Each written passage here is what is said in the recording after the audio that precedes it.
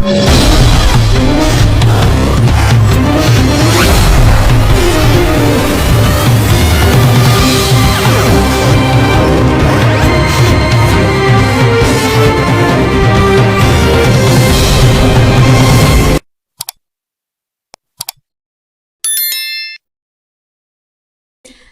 Sobat TLM, selamat siang. Bertemu lagi dengan kami di podcast Math Laptop IKM Infinite Progress Limitless Creativity.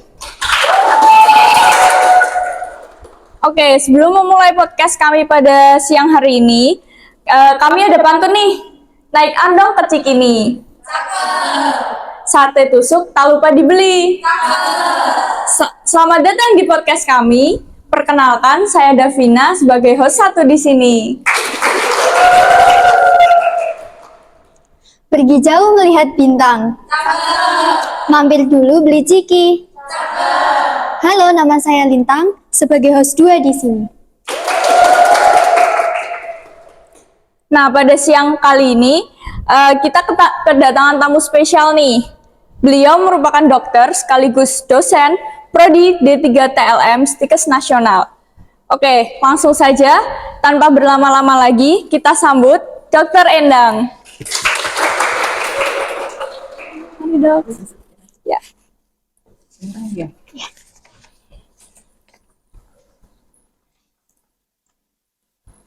Halo Dr. Endang. Bagaimana kabarnya dok? Alhamdulillah baik. Puasanya lancar dok? Ya, perkenalkan dokter, saya Davina di sini sebagai host 1. Dan saya Lintang sebagai host 2. Oke. Iya. Iya. Nah, pada podcast Math Laptop kali ini, kami mengundang Dr. Endang sebagai narasumber yang mengangkat tema pemahaman dan peran Gen Z dalam pencegahan stunting, langkah-langkah menuju generasi sehat. Nah, mungkin di sini kita akan sharing-sharing saja ya dok ya. Iya. Nah, untuk dokter saya mau nanya nih, mungkin kan generasi Z di luar sana itu masih banyak yang belum tahu stunting itu apa sih dok? Oke. Maksud kalian generasi Z? Iya. Generasi Z, generasi milenial, ya. Oke, stunting itu sebenarnya menjadi materi pokok nih dalam beberapa tahun terakhir dikarenakan itu menjadi program prioritas nasional di negara kita karena pasca pandemi itu stunting itu naik dengan drastis ya. Iya. Dan kita tahu bahwa stunting itu sebenarnya adalah sebuah gangguan tumbuh dan kembang dari seorang balita, di mana di sini gangguan ini berlangsung secara kronis atau dalam kurun waktu yang lama, dan kemudian di sini penyebabnya biasanya karena kekurangan asupan gizi, begitu. Dan salah satu yang paling utama itu adalah pada 1000 hari pertama kehidupan. Jadi sebenarnya salah satu penyebab utama stunting itu adalah di 1000 hari kehidupan. Jadi sejak seseorang ibu itu hamil sampai bayi itu lahir sampai 1000 hari itu menjadi kunci. Jadi kalau dia bisa tumbuh dan kembang dengan baik, nanti dia tidak akan stunting. Tapi kalau misalnya dia kekurangan di masa 1000 hari itu menjadi penyebab utama dari stunting. Ya. Dan di situ nanti anak-anaknya itu jadi pertumbuhannya jadi lebih pendek gitu ya. Kalau orang zaman dulu namanya cepol gitu ya, kerdil gitu. Yeah. Sehingga kalau kita ukur dengan nilai standar dari WHO itu dia di bawah rata-rata. Nah, kalau untuk faktor-faktor yang dapat mempengaruhi stunting itu apa aja ya dok?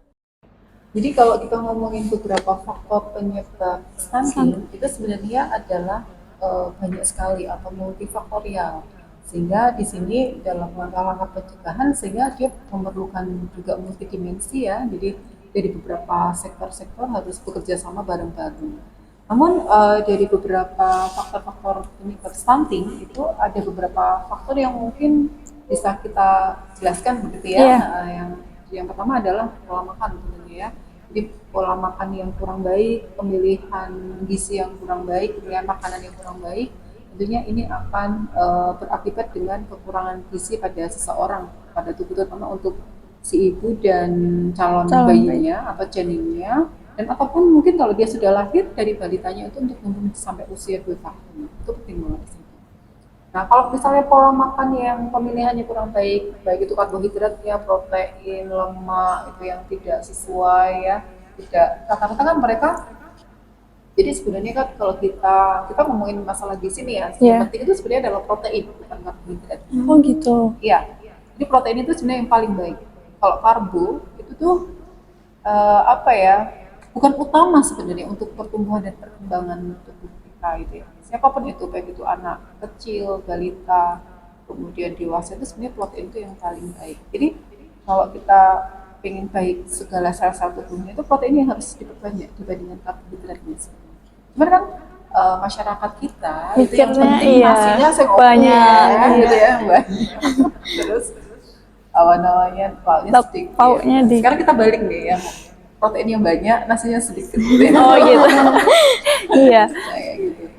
Kemudian yang kedua itu adalah kandungan makanannya. Kalau di dalam makanan itu sebenarnya kan ada namanya nutrisi. Nutrisi Iya. kan ada dua, ada makronutrien dan mikronutrien. Kalau makro itu kan ada karbohidrat, protein, lemak gitu.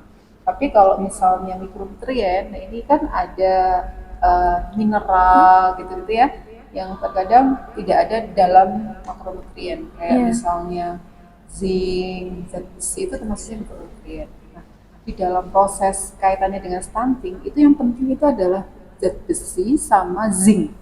Oh gitu. Iya. Zat besi sama zinc. Jadi jikalau seseorang itu apalagi perempuan nih ya, makanya zat besinya itu penting banget sama zincnya. Cuman kalau zinc tuh kayaknya sekarang ya masih belum marak ya untuk dikonsumsi, ya, karena ya itu mungkin mahal juga atau mungkin memang penyediaannya juga belum baik. Tapi kalau untuk yang zat besi sekarang itu banyak, pemerintah pun sudah support nih ya kepada anak-anak sekolah, kepada remaja putri untuk dikonsumsi minimal 1 minggu 1 tablet. Tablet darah tambah. Tablet tambah darah. Itu karena itu sebenarnya adalah untuk membuat persiapan seorang perempuan, terutama untuk remaja putri, untuk nantinya dia mempersiapkan episode selanjutnya. Nah, untuk yang jikalau misalnya dia kekurangan kandungan zat besi, tentunya nanti di dalam pertumbuhannya, kalau dia nanti hamil, menyusui, melahirkan itu pasti akan kekurangan dan itu akan berdampak pada bayi. Bayi. Iya. Jadi teman-teman kalau misalnya tadi saya katakan di dalam faktor penyebab stunting yang paling utama itu kan 1000 hari pertama kehidupan ya. Iya. 1000 HPK kalau istilahnya ibu-ibu kader kesehatan di puskesmas, di masyarakat ya, 1000 hari pertama kehidupan itu. Nah ini kalau misalnya tidak diperbaiki dalam 1000 hari ini, nanti dia akan terjadi kerusakan yang menetap di kemudian hari. Jadi makanya dari mulai hamil sampai nanti usia 2 tahun, seorang anak itu harus benar-benar diperhatikan di sini.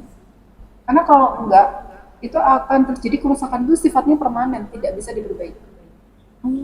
Iya, terutama nanti berdampaknya kepada kesehatan, ya, ekonomi, kemudian terutama kesehatan nih. Kalau kita ngomongin kan kebetulan kita orang kesehatan nih ya.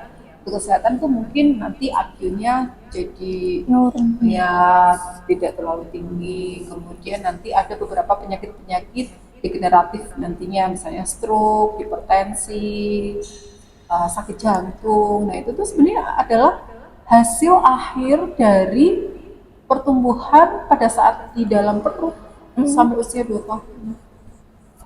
Nah seperti itu. Nah itu penting, makanya 1000 hari pertama kehidupan itu memang menentukan seseorang nanti sampai dia dewasa. Itu bahaya juga ya dok ya? Iya, sangat berbahaya sekali. Dan itu kalau misalnya kita lihat nih ya, misalnya otaknya orang yang di dalam 1000 hari pertama kehidupan itu terpenuhi gizinya dengan yang tidak terpenuhi, itu nanti akan kelihatan. Biasanya nanti sel-sel otaknya itu untuk yang kekurangan gizi atau stunting itu agak keras dan mungkin tidak efektif sel-sel otaknya. Jadi akan nampak kalau kita lihat dengan scan ya, the scan. Itu penting banget. Makanya 1000 hari pertama itu kunci kalau kita generasi selanjutnya itu baik atau enggak itu sampai usia 2 tahun. Makanya disebut dengan golden period ya. Iya, golden masa emas. Gitu. Terus yang kedua, ini kita ngomongin masalah ibunya. Jadi kalau seorang ibu atau calon ibu itu dia kekurangan gizi, atau gizinya itu tidak terpenuhi dengan memadai, tentunya nanti pada saat dia hamil itu kan akan berpengaruh terhadap janinnya juga ya. Iya. Dan rata-rata kasus-kasus ibu hamil, menyusui, kemudian melahirkannya itu karena dia kekurangan zat besi atau mengalami defisiensi besi yang berakibat di anemia. Jika seorang remaja putri anemia, kemudian dia hamil, kemudian anemia, itu akan melahirkan anak yang stunting. Ya, akan melahirkan anak yang stunting. Makanya sebelum itu terjadi, salah satu program pemerintahnya itu adalah fokusnya di remaja putri yang Iya, Z itu buat tadi, agar nanti pada saat dia menikah, kemudian dia hamil, melahirkan itu tidak mengalami anemia tadi, anemia defisiensi besi. Karena itu nanti berdampak pada anaknya. Iya. Kemudian untuk anaknya sendiri, jika anak itu kekurangan gizi, terutama pada saat periode golden period tadi ya, masa emas itu tadi, gold period itu tadi, itu juga akan berpengaruh nantinya. Yang tadi saya katakan bahwa seorang anak jika kekurangan pada 1000 hari pertama atau usia sampai usia 2 tahun itu, nanti ada kerusakan-kerusakan yang menetap. Nah itu, kasihan kan nanti ya. Iya, kasihan. Iya kan, dia nanti jadi tidak pintar, mungkin ketinggalan secara motorik juga mungkin kurang, ya secara akademisi mungkin juga kurang, intelijensinya otomatis juga menurun. Nah itu sebenarnya adalah hasil akhir dari kekurangan gizi di golden period itu tadi, ya, 1000 hari pertama kehidupan. Kemudian yang lainnya itu bisa pola asuh, jelas ya, pola asuh. Kalau mungkin kalian nanti tentunya jadi wanita pekerja atau wanita karir ya, nah itu jangan dipasrahkan ke simbahnya atau ke pembantunya aja nih ya, tapi harus diperhatikan di situ. Cuman kalau kita melihat fenomena di masyarakat itu kadang-kadang dititipin sama ibu kita ya atau simbahnya atau eyangnya gitu ya. Nah sehingga kadang-kadang eyang itu kan masih menggunakan ilmu zaman dulu nih, iya kan? Yang penting anak yang menang, nggak rewel, ya udah yang penting kasih makan gitu. Dan mereka untuk komposisi makanan mungkin kurang tahu ya, kurang bagus. Sehingga kan memang di dalam fenomena paparan untuk pengetahuan, kemudian wawasan itu mungkin saya kira tetap berbeda ya. Karena zaman dulu yang penting warak. Itu tidak seperti itu sebenarnya konsepnya. Nah itu. Atau juga fenomena-fenomena di masyarakat itu kalau saya lihat itu masih begini deh. Kita misalnya punya makanan, yang penting bapaknya nih, anaknya yang penting saya dikasih, contohnya telur gitu aja. Bapaknya ini yang banyak, anaknya sedikit gitu ya. Wale itu ya, kebalik gitu ya, harus kita anak yang banyak, bapaknya sedikit. Karena anak kan untuk tumbuh dan berkembang nantinya gitu. Nah itu kadang-kadang gitu. Atau yang saya lihat itu kalau misalnya di ibu-ibu di masyarakat itu saya lihat kadang-kadang dia masak bakso, anaknya dikasihnya kuahnya doang, gitu kan, baksonya bapaknya atau ibunya gitu. Gimana mau tumbuh baik ya, tumbuh sehat kan ya. Nah itu, jadi kesalahan-kesalahan yang seperti itu yang memang harus diluruskan sebenarnya. Dan edukasinya tuh di situ sebenarnya. Nah, itu. Pola asuh yang lain itu adalah cara masak sayur, ya. Jadi sayur itu tuh sebenarnya masaknya tidak boleh lama-lama sampai matang sekali itu enggak ya. Jadi ada beberapa waktu misalnya kalau misalnya sayur bayam itu hanya 3 menit. Nah itu rasanya nanti kaposan, terlalu keras. Gitu ya. Kalau terlalu keras itu ya, kalau terlalu matang itu kan zat gizinya hilang. Karena mendidih karena air panas. Ya. Nah itu kadang-kadang begitu.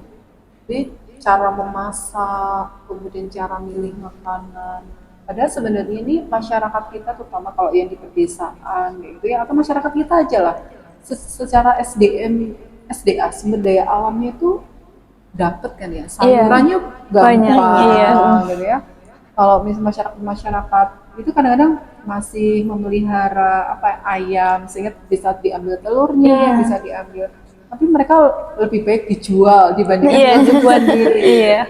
Terus sebenarnya adalah pola berpikir dan pola asuh yang masih keliru. Padahal sebenarnya itu yang penting harusnya dikonsumsi dulu, nanti kalau ini Sisa baru iya atau sisa atau mungkin memang harus sendiri itu dikonsumsi atau dijual. kayak gitu. Kemudian ini sanitasi. Nah, sanitasi itu penting banget teman-teman. Jadi apa namanya? Kalau kalau misalnya kita kadang-kadang masih melihat orang masih buang air besar di sungai, Iya. ya kan? Padahal punya jamban di rumah misalnya. Tapi ini memang salah satu program pemerintah juga untuk menangani kasus diare dan stunting juga. Karena sebenarnya jamban itu wajib ada di setiap rumah.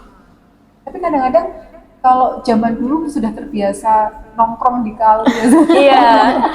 kayak nggak puas mungkin ya.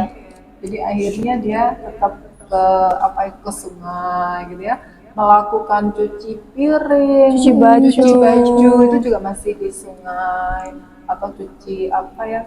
Kadang-kadang pada saat zaman saya dulu masih kuliah nih ya, dulu kan kita tidak ada KKN nih ya. Iya. Ya, nah KKN itu di KKN itu saya melihat, nah namanya karena kita dulu kan di anak kesehatan ya, jadi memperbaiki cara kehidupan mereka nih biar nanti antara bersihin hewan peliharaannya sapi atau kerbau itu di tempat yang sama. Di sana dia bersihin, saya di hulu dia bersihin kambing atau sapi, yang digilir untuk Nyuci baju. atau nyuci piring gitu. Iya. Bisa dibayangin ya, berarti kan kotorannya tetap Mengalir. Iya. Nah, itu. Ternyata masih kita temukan loh hal kayak gitu di masyarakat. Jadi itu menjadi penting banget, yaitu pola asuh yang kurang baik. Sanitasi atau namanya sanitasi yang kurang baik. Jadi pada prinsipnya ya itu. Terus air bersih itu penting banget. Sehingga penempatan air bersih, ya kalau kita di rumah punya sumur gitu tuh harusnya ada syaratnya kan, dengan jambannya itu adalah 10 meter. Gitu. Tapi kadang-kadang karena ketidaktahuan, yang penting buat aja, yang penting ada gitu. Tapi untuk difikirkan terkait dengan kesehatan kayaknya masih belum sampai di situ. Cuman sekarang terbantu dengan adanya PDAM ya. Iya. Adanya PDAM itu kan jadi pemerintah sudah menyediakan air bersih yang sudah disterilkan dengan kaporit ya. Jadi otomatis mikroorganisme yang mungkin bisa menginfeksi itu berkurang. Kemudian pelayanan kesehatan nih, ya pelayanan kesehatan. Jadi kalau kita kebetulan ini kan kita di kota nih ya, di kota, jadi alhamdulillah dekat dengan beberapa fasilitas pelayanan kesehatan, rumah sakit dekat, puskesmas dekat, begitu ya. Jadi itu menjadi poin plus sebenarnya. Tapi bagi orang-orang yang di agak jauh gitu ya dari fasilitas kesehatan, nah itu menjadi kendala sebenarnya, karena mereka akses ininya ke fasilitasnya terlalu jauh, kemudian kalau mau imunisasi juga kejauhan gitu, sehingga hal ini menjadi masalah sebenarnya gitu. Sehingga makanya, tapi kalau kita lihat saat ini sih pemerintah sudah mencoba untuk membangun beberapa fasilitas kesehatan, pelayanan kesehatannya ya di masyarakat, bahkan sampai terpencil gitu. Misalnya dengan, kalau misalnya itu ada puskesmas, nanti ada puskesmas pembantu atau puskesmas keliling. Kalau zaman dulu kan ada puskesmas keliling ya. Jadi karena itu sebenarnya untuk memfasilitasi orang-orang yang akses fasilitasnya terlalu jauh ya. Jadi kita jemput pulang. Nah, kita ngomongin tentang fasilitas ini kan terutama untuk kasus-kasus imunisasi. Makanya kenapa banyak terjadi penyakit infeksi saat ini pasca pandemi ini ya. Karena pada saat pandemi itu benar-benar imunisasi itu benar-benar di-stop kan. Iya. Sehingga kasus-kasus infeksinya banyak sekali. Dan ini juga menjadi PR bagi kita semuanya, karena akan menurunkan stunting. Tadi kalau kita ngomongin kaitannya dengan kasus-kasus infeksi, anak dengan infeksi yang sakit terus-menerus kan pasti dia nggak mau makan. Kalau itu berlangsung terus-menerus, karena semakin dia sakit terus, daya tahan tubuhnya juga akan menurun. Kemudian dia asupan gizinya, karena dia nggak mau makan, otomatis asupan gizinya semakin turun ya atau kekurangan, dan itu sakitnya jadi lebih parah, dan itu nanti hasil akhirnya juga akan mengakibatkan stunting. Jadi stunting itu kalau terjadi di usia 2 tahun itu nanti efeknya yang lanjut. Makanya kita pokoknya salah satu program pemerintahnya itu ya sampai usia 2 tahun itu pokoknya gizinya harus baik. Nah itu untuk balitanya. Kemudian untuk remajanya ya pada saat remaja itu diberikan itu tadi tablet tambah darah, kemudian zinc. Sebenarnya ada satu lagi zinc itu tadi ya. Kemudian kalau untuk yang ibu hamil juga konsumsi tablet tambah darah, kemudian dia harus ANC gitu ya, harus kontrol kehamilannya secara rutin minimal 4 kali dalam satu periode kehamilan. Kalau misalnya setiap bulan itu lebih baik sih sebenarnya, tapi kalau dari aturan minimal 4 kali minimal, berarti lebih kan boleh kan Oh ya. iya. Jadi kalau misalnya setiap bulan tuh jauh lebih baik. Jadi terkontrol kalau itu jadi sesuatu. Mungkin itu kali ya beberapa faktor-faktor yang mempengaruhi ya. Oh ya, jadi ingat nih, yang penting itu juga pemberian ASI eksklusif. Oh, Itu. Jadi apa namanya, ASI itu sebenarnya adalah makanan yang paling baik ya bagi bayi. Ya. Jadi minimal sampai 6 bulan itu harus full ASI. Jangan bangga kalau seseorang anak itu minumnya adalah sufor atau susu formula. Tetap akan berbeda. Karena ASI itu komposisinya tuh luar biasa banget. Jadi semua vitamin itu sudah ada di dalam ASI. Jadi diharapkan, jadi kalau kan ada pembeda, kalau seseorang anak itu dia dikasih ASI dengan susu formula itu akan berbeda. Dia akan lebih tahan, lebih kuat dengan susu dengan ASI dibandingkan susu formula. Tapi kalau misalnya kadang-kadang gini kan ya, dok atau bu, tapi kalau anak saya minum ASI kok nggak gendut gitu ya. Ya itu menjadi pertanyaan yang sering dilontarkan oleh ibu-ibu. Jadi mereka tuh berasumsi bahwa gendut itu adalah yang baik. Anak yang gendut itu adalah yang sehat. Ada belum tentu ya Belum dok. tentu, malah justru itu membuat penyakit sebenarnya. Gitu. Jadi kalau misalnya fenomena masyarakat yang memberikan ASI sama susu formula, itu sebenarnya susu formula itu memang memberikan kesan gemuk. Tapi sebenarnya gemuknya itu karena air dan lemak, bukan zat gizi. Tapi kalau ASI, dia benar-benar vitamin-vitaminnya itu ada. Nah, ya, tapi menjadi relevan. Tapi kalau ini kan kita kebetulan perempuan semua nih ya. Jadi kalau bisa menjadi wanita karir memang harus benar-benar bagaimana mempersiapkan anak-anak kita itu, misalnya kalau dia harus melewati 6 bulan diberikan ASI, full ASI itu harus bisa. Harus bisa. Selanjutnya, Gen Z kan pasti kedepannya bakal menjadi orang tua ya dok. Nah, menurut Dokter Endang sendiri, seberapa besar peran mereka dalam pencegahan stunting dok? Oke. Gen Z itu luar biasa ya sebenarnya. Kalau menurut saya Gen Z itu sebenarnya 100% itulah yang mendukung nantinya stunting itu bisa turun. Iya. Ya. Saat ini kalian menjadi Gen Z ya remaja, tapi 10 tahun kemudian itu menjadi sumber daya manusia yang nantinya menggantikan kita gitu ya. Dan salah satu tanggapan kalian sebagai perempuan nih ya, pasti kan nanti menikah, hamil, melahirkan, menyusui kayak gitu. Nah itu yang penting. Sehingga kalau saya bisa ngomong dan saya highlight kayak gitu tuh, sebenarnya kalau Gen Z, apalagi remaja saat ini itu menjadi influencer yang paling berperan sekali dalam penurunan stunting. Ya. Sehingga harapannya seperti Pak Presiden Pak Jokowi bilang bahwa sebenarnya remaja itu adalah penyumbang utama untuk menurunkan kasus-kasus stunting gitu. Sehingga peran kalian itu sangat besar sekali menurut saya. 100% harus anak muda. Karena karena yang pertama. Dan yang kedua, kalian itu menjadi agent of change gitu ya, bisa katakan. Jadi merubah semuanya gitu ya. Jadi kalau misalnya generasinya baik, kemudian dia memberikan contoh yang baik, nah itu secara auto lain-lain itu juga akan mengikuti ya tentunya ya. Nah itu, tapi untuk mendapatkan yang influencer yang baik atau agent of change yang itu ya beban di pundak kalian sebenarnya. Sih menurut saya nih tentunya nih ya. Oke. Gitu, mungkin itu ya. Jadi perannya itu ya, perannya sangat besar sekali untuk membawa perubahan dan membawa biar masyarakat itu mindsetnya, harapan saya tuh bisa terbuka dengan kalian. Karena satu-satunya yang membawa perubahan ya generasi muda. Iya.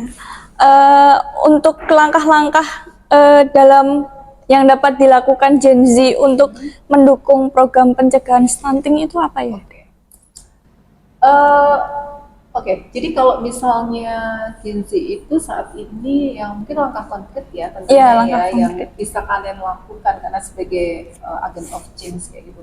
Jadi menurut saya sih sebenarnya yang pertama kalian tuh harus paham dulu nih yang namanya stunting itu apa. Kalau kita sudah paham, kita itu gampang banget tuh untuk mengedukasi atau memberikan pembelajaran atau penyuluhan kepada masyarakat luas, siapapun di situ masyarakat itu mulai dari kalangan bawah ya, remaja atau selanjutnya gitu. Kemudian yang kedua di sini teman-teman itu konkretnya adalah yang pertama dalam mendukung sih sebenarnya, mendukung program pemerintah yang saat ini memang salah satu program prioritas nasional ya menurunkan angka stunting karena menjadi salah satu tujuan pembangunan nasional itu adalah di tahun 2024 ini kasus stunting itu turun menjadi 14%. Padahal di tahun-tahun sebelumnya itu yang sudah di angka 14 pun naik karena kasus pandemi sehingga jadi 27% ya akhirnya harus diturunkan menjadi 14%. Kemudian konkretnya ya mendukung program pemerintah dengan apa ya, dengan hidup ini ya mesti hidup melakukan pola hidup sehat atau melakukan pemilihan makanan dengan gizi seimbang. Kemudian yang penting saat ini tuh sebenarnya adalah kalian itu mungkin mulai dari sekarang nih pernah nggak sih kalau di kampung di rumah ya maksudnya di rumah itu dikasih ibu atau kader gitu pil tambah darah. Oh iya, iya kan? Nah, itu sebenarnya sebagai salah satu upaya sih sebenarnya. Oh termasuk ya dok? Iya termasuk. Jadi itu langkah konkret loh. Jadi harapannya nanti kalian tidak menjadi anemia nih pada saat kalian hamil, kalian menikah hamil, menyusui itu nggak akan terjadi di situ. Dan biasanya orang menyebutnya dalam pil cantik gitu ya. Iya kan? Harapannya gitu kan. Oh ini pil cantik loh, nanti kalau minum ini jadi cantik gitu. Itu untuk memotivasi biar minum tablet tambah darah itu adalah menjadi wajib bagi perempuan. Nah, jadi pola makannya seimbang, kemudian pemilihan gizi yang baik, lifestyle yang baik, kemudian tablet tambah darah itu penting banget. Itu yang mungkin bisa konkret ya. Nah ini mungkin pertanyaan terakhir ya dok sebelum kita menutup podcast kali ini. Sebenarnya tuh seberapa efektif sih dok peran Gen Z ini dalam mengedukasi masyarakat sekitar mereka tentang pentingnya keseimbangan gizi gitu. Oke. Sangat efektif sekali. Karena kalian sebagai generasi Z itu tadi agent of change gitu tadi ya. Sehingga harapannya adalah kalian membawa perubahan. Di sini kan beberapa intervensi yang mungkin kalian bisa lakukan sebagai mahasiswa ya. Kalian mahasiswa kesehatan juga.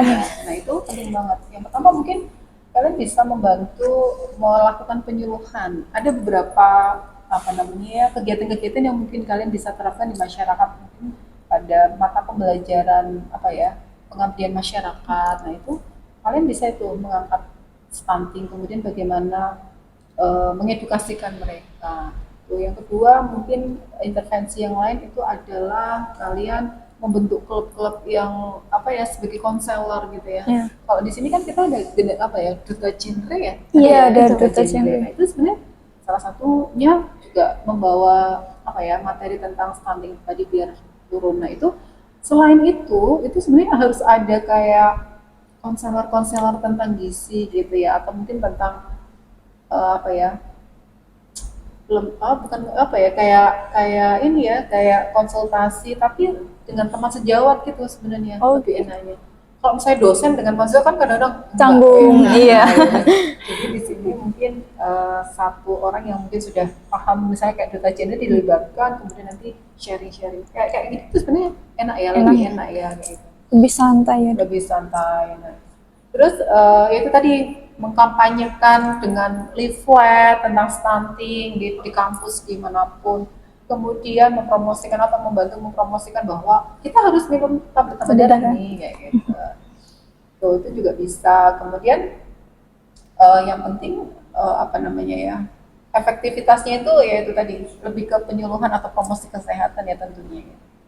Mungkin itu aja sih kali ya yang mungkin bisa dilakukan oleh generasi Z atau generasi milenial nih tentunya. Kita generasi Z. Iya. Iya.